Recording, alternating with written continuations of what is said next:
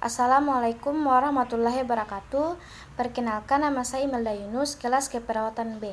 Di sini saya akan menjelaskan tentang fungsi sistem peredaran darah. Paru-paru berfungsi sebagai penyuplai oksigen ke dalam darah. Vena pulmonalis mengalirkan darah yang kaya oksigen O2 dari paru-paru menuju jantung. Serambi kiri menerima darah bersih dari paru-paru. Bilik kiri berfungsi memompa darah bersih ke seluruh tubuh. Bilik kanan memompa darah kotor dari jantung menuju paru-paru.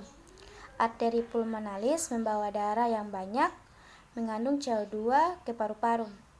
Serambi kanan berfungsi menerima darah kotor dari seluruh tubuh. Pada kesempatan ini, kita akan belajar mengenai fisiologi sistem peredaran darah.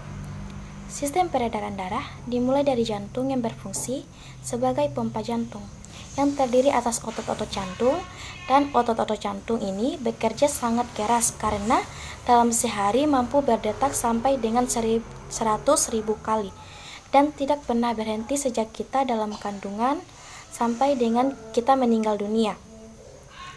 Nah, tubuh kita memerlukan darah yang kaya akan oksigen dan nutrien untuk membantu dalam proses metabolisme.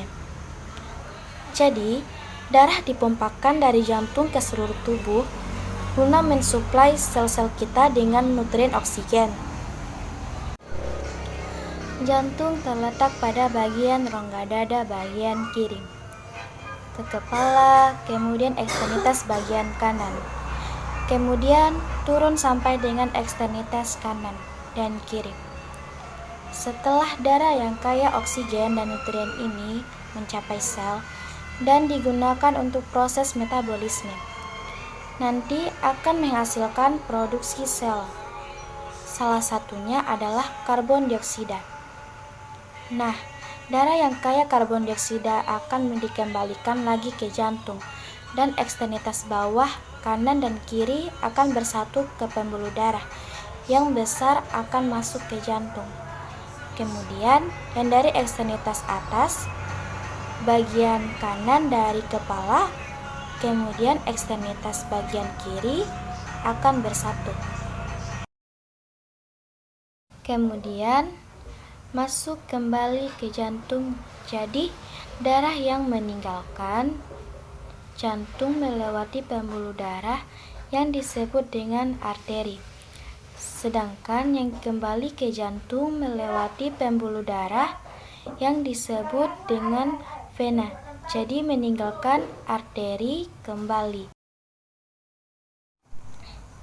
Oke, kita kembali ke jantung sebelah atrium kiri. Darah yang kaya oksigen dari sini, ventrikel kiri ini akan menjadi dipompakan ke seluruh tubuh. Ke sini melalui kutub aorta. Nanti akan dialirkan ke seluruh tubuh.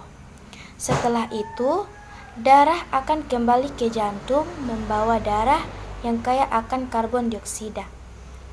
Yang dari ekstremitas bawah, kemudian dari abdomen akan masuk melalui pembuluh darah, ini namanya vena cava inferior, dan dari ekstremitas atas, kemudian kepala dan ekstremitas kanan atas kiri, dan kepala akan masuk melalui yaitu vena cava superior, kemudian vena cava inferior dan vena cava superior. Akan berakhir di ruang yang sama, yaitu atrium kanan. Dari atrium kanan akan mengatur ke sini melalui katup, yaitu katup tricuspidalis. Kenapa disebut dengan katup tricuspidalis? Karena katupnya jumlahnya 3, dan semua katup jantung ini adalah salah satu arah, jadi tidak memungkinkan untuk adanya aliran balik dalam keadaan yang normal. Nah, yang dari atrium kanan masuk ke ventrikel kanan. Dari yang ventrikel kanan akan dipompakan ke sini melalui katup pulmona. Dari katup pulmona ke sini bercabang ke kanan dan ke kiri. Ini namanya arteri pulmona.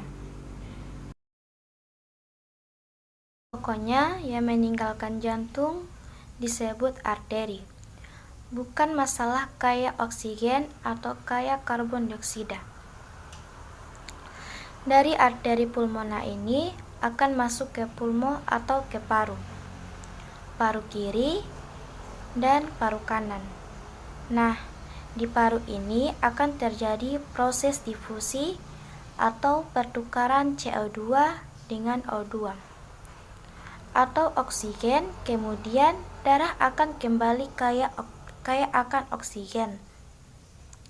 Darah yang kaya akan oksigen ini akan kembali ke jantung, masuk ke sini, sini, sini, sini, dinamakan vena pulmonal. Dari vena pulmonal ini akan berakhir di ruang yang sama, yaitu atrium kiri. Dari atrium kiri akan turun ke ventrikel kiri melalui katup, yaitu katup bicuspidalis. Kenapa disebut dengan katup bicuspidalis? Karena katupnya ada dua. Bicuspidalis, kemudian masuk ke ventrikel kiri dan diulang prosesnya seperti itu sepanjang hidup kita. Sekian dari saya. Wassalamualaikum warahmatullahi wabarakatuh.